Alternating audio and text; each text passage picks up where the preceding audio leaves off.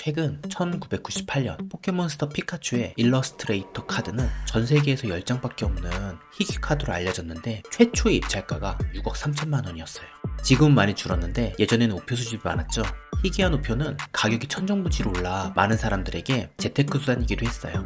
1970년 중반 당시에 우표를 사고 파는 방법이 한정적이다 보니 중개상이 받는 수수료가 꽤 높았대요. 그걸 알게 된 한 소년이 우표 중개상에 도전합니다. 동네 사람들한테 우표를 맡겨달라고 했어요. 그리고 그 소년은 모아둔 우표를 12페이지 우표 카탈로그를 만들어서 광고를 했는데 광고의 이름은 델의 우표였습니다.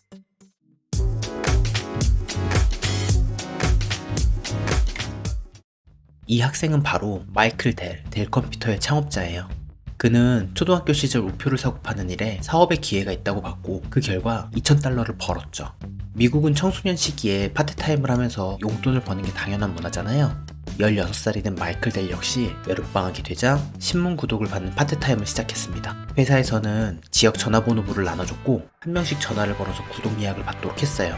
다들 전화를 하기 시작하는데 델은 홀로 덩그러니 생각만 합니다. 모두에게 전화를 건다는 건 너무 무모하지 않나? 어떤 사람이 신문 구독에 관심 있을까? 라고 생각을 했죠. 델은 잠재 고객들에게 비슷한 유형이 있다는 걸 발견해요. 최근에 결혼을 했거나 새 집에 입주 예정인 사람들이라는 거죠. 이렇게 고객을 세분화하고 정보를 모아요. 당시 텍사스에서는 결혼 증명서를 받기 위한 예비 부부가 법원에 주소를 남겼는데 누구든지 열람이 가능했대요. 그래서 친구 2명을 고용하고 텍사스 법원에서 정보를 수집했죠.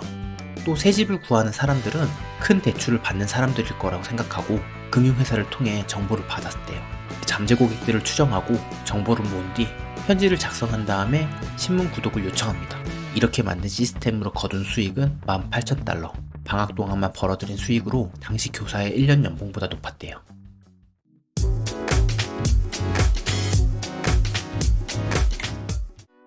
(1980년대는) 퍼스널 컴퓨터, 즉 PC의 시대였어요. 특히 애플에서 최초로 개인 컴퓨터를 만든 후 IBM, 컴팩, HP 등 다양한 제조업체가 생겨났어요. 고등학생이던 델 역시 컴퓨터 잡지들을 보면서 변화하는 신세계에 빠져들었죠. 델은 부모님을 조르고 졸라 자신이 모았던 돈과 함께 15살 생일에 애플2를 선물 받아요. 애플2는 당시 가격으로 500만원이 넘는 고가였는데 컴퓨터가 배송 오자마자 한 일은 하나씩 분해하는 일이었습니다.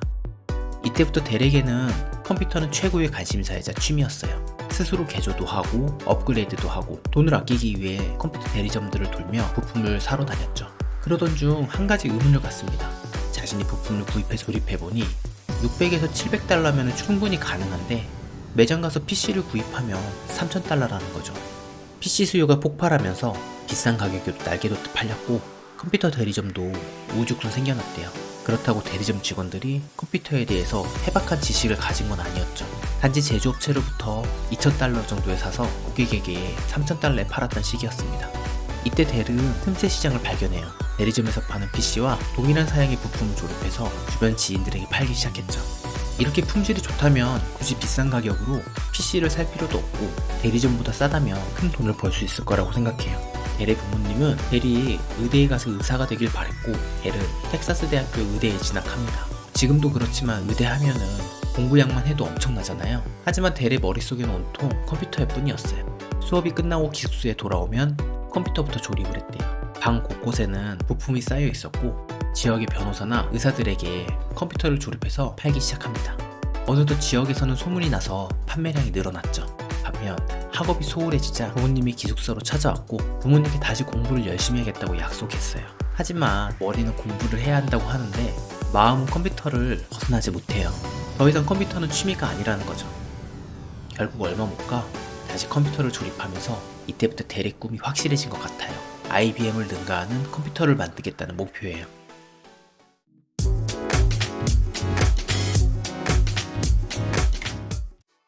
농가에서는 한우 가격이 폭락한다는데 그 얘기를 듣고 마트에 간 소비자들은 전혀 느끼지 못하잖아요. 이게 중간 유통 단계 때문이에요.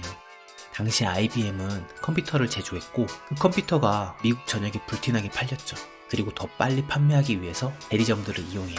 중간 판매상은 소매상이나 고객에게 판매를 했고 이렇게 돌고 돈 컴퓨터는 원가보다 3배에서 4배가 비싸졌죠. 델은 컴퓨터 가격이 높은 이유가 이 유통구조 때문이라는 걸 알고 있었어요. 그래서 PC를 중간 단계가 없이 고객에게 직접 판매를 하기 시작하죠. 지금이야 오픈마켓이나 쇼핑몰을 통해서 농가나 제조사에서 직접 판매가 가능하잖아요. 하지만 이때만 해도 제조업체가 직접 판매하기에는 가성비가 크게 떨어졌던 거죠. 하지만 델은 직접 판매에 도전해요. 전화 주문을 받고 조립한 뒤에 배송했죠. 한 달 동안 5만 달러, 6천만 원 이상 수익을 올렸어요. 더 이상 조그만 사업이 아니라는 생각에 본격적으로 PC 제조 사업을 시작해요. 1984년 1월에 PC스 리미티드라는 이름으로 회사를 등록했고 처음 판매한 상품은 자체 제작한 터보 PC예요. 그해 5월에는 델 컴퓨터라는 이름으로 정식적으로 회사를 설립해요.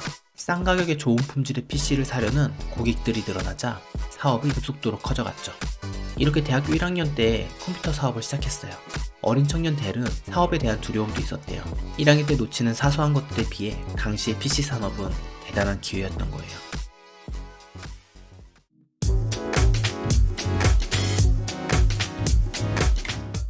이런 판매 방식을 다이렉트 모델이라고 하는데 고객이 드라이브를 한 개만 원하는지 아니면 2개를 원하는지 이런 요청사항에 따라 제조를 했던 거예요. 그렇게 만들어진 컴퓨터는 대리점에서 판매하는 규격 상품보다도 저렴했어요.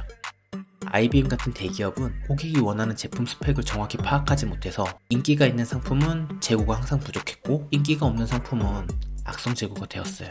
그리고 중간 판매상에게 상품을 보내야 하는 과정에서 재고 물량을 항상 일정 수준 유지해야 했죠. 반면 델 컴퓨터는 재고를 가져갈 이유가 없었어요.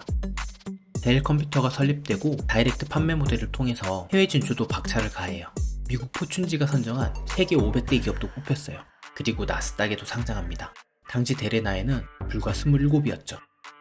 2000년대 초반 닷컴 버블로 경제 침체 속에서도 델은 승승장구해요. 특히 경쟁사보다 20% 이상 저렴한 가격에 좋은 사양의 컴퓨터를 만들어냈고 프린터, 카메라 등 주변기기 사업까지 확대합니다. 이후 델은 전문 경영인에게 경영을 맡기고 2004년 CEO에서 물러났어요.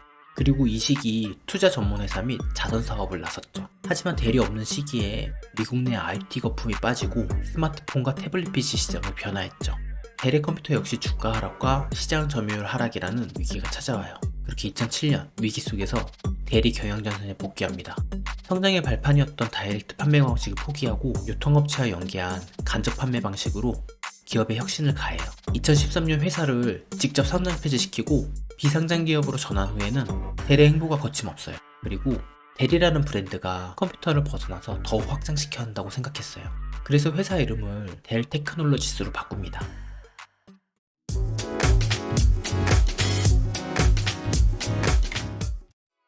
네트워크와 인터넷이 갖춰지면서 기업 내 정보 보유와 보안이 중요하게 됐어요. 그렇게 클라우드 사업에서 기회를 보고 기업용 인프라 구축에 투자합니다. 우선 2016년 스토리지 업계 최강자였던 EMC를 인수하는데 당시 인수 금액은 77조 원이었어요.